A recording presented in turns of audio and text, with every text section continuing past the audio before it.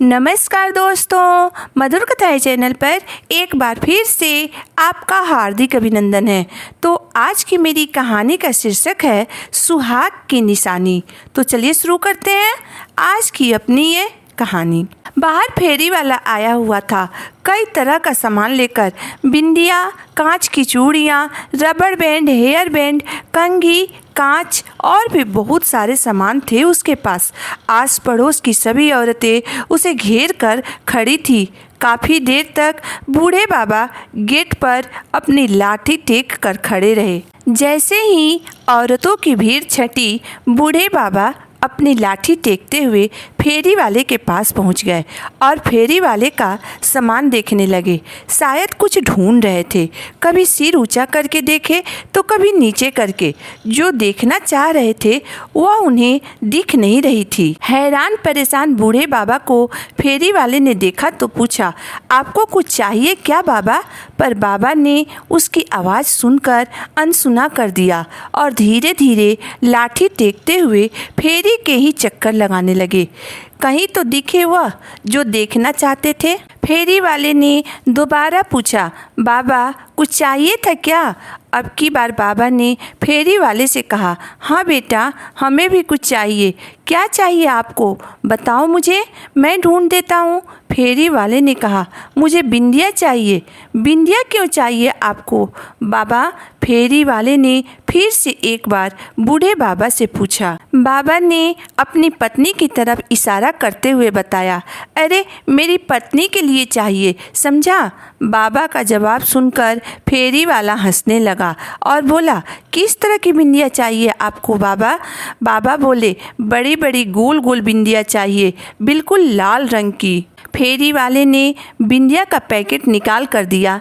यह देखो बाबा, यह वाली। अरे नहीं नहीं, यह वाली नहीं, बिल्कुल लाल सी। फेरी वाले ने वह पैकेट रखा और दूसरा पैकेट निकाल कर दिया।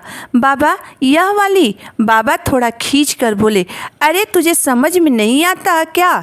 बिल्कुल लाल लाल गोल गोल बिंदिया चाहिए मुझे। फेरी वाले ने सारे पैकेट निकाले और फेरी के एक तरफ फैला के रख दिए और बोला, आप खुद ही देख लो बाबा, कौन सी बिंदिया चाहिए आपको? बाबा ने अपने कांपते हुए हाथों से बिंदिया के पैकेट को इधर उधर किया और उसमें से एक पैकेट निकाला। हाँ हाँ, ये वाली। बाबा के हाथ में बिंदी का पैकेट देखकर फेरी वाला मुस्कुरा दिया। बाबा ने तो मैरून रंग की बिंदी उठाई थी। कितने की है? 10 रुपये की है बाबा। अच्छा। कीमत सुनकर बाबा का दिल बैठ गया, पर फिर बोले, ठीक है, मैं अभी पैसे लेकर आता हूँ। बाबा लाठी टेकते हुए पलट कर जाने लगे कि तभी घर में से उनकी बहू आती हुई दिखी।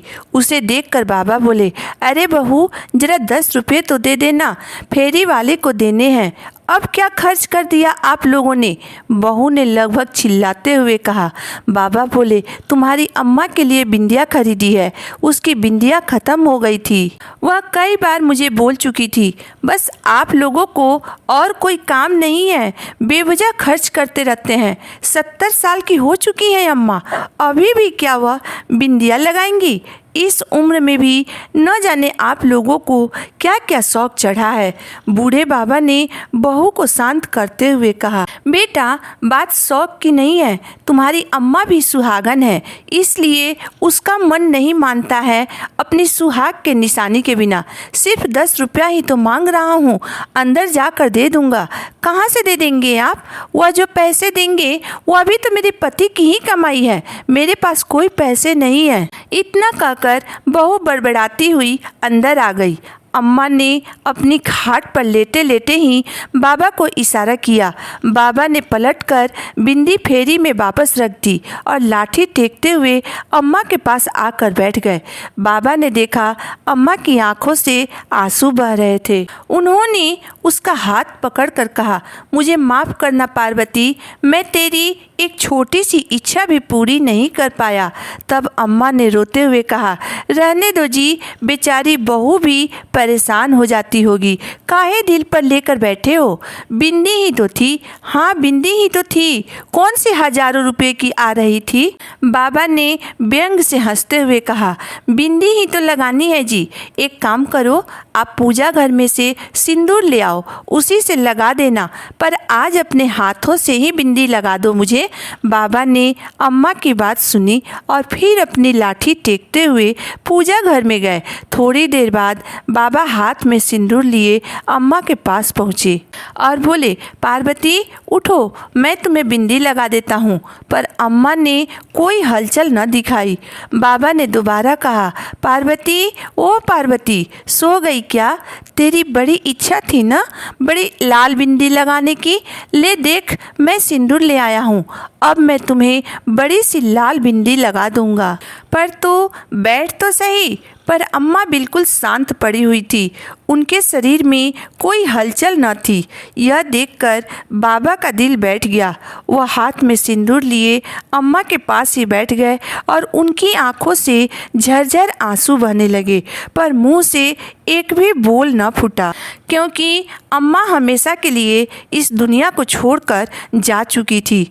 थोड़ी ही देर में घर में रोना धोना मच गया।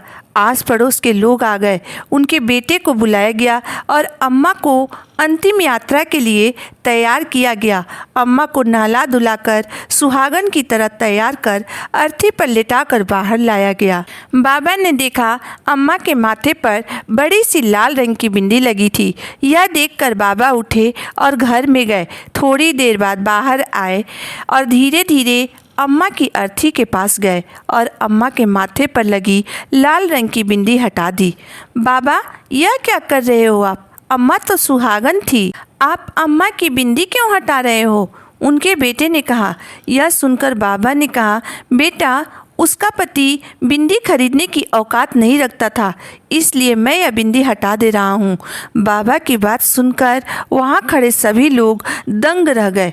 बहू तो शर्म से पानी पानी हो गई। सबने देखा बाबा अपने हाथ में लिए पूजा की सिंदूर से एक बड़ी सी लाल रंग की बिंदी अम्मा के माथे पर लगा रहे हैं।